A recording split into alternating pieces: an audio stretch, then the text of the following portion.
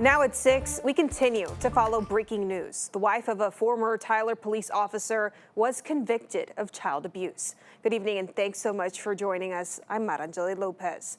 That guilty verdict was handed down just about an hour ago, and our Jesus Martinez is live outside the courthouse. Jesus, you were in the courtroom as the verdict was being read.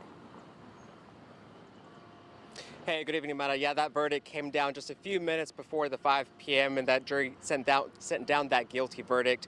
And the juror was in deliberation for almost 6 hours, since 11 a.m. Now, her adopted sons who testified against her were in closing arguments this morning. Now, here's some video that we took that's only on CBS 19 of Cheryl as she left the courtroom this afternoon after that verdict. And her defense attorney, you can see, consoling her as they left the courthouse. Her husband, Mark Lane, having no comment either while walking out of the courthouse as well.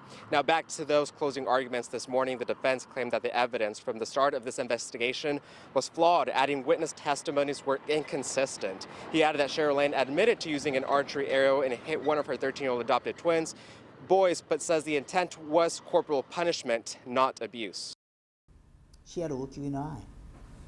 And she told you this was reasonable discipline as she went through all of these things. This was reasonable discipline.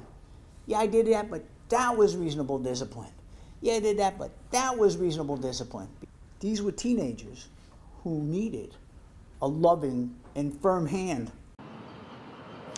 The state used that arrow to demonstrate the whooshing sound, telling the jury that's the sound the boy heard as she hit him. Now again, Cheryl Lane, that verdict came down as guilty for injury of a child.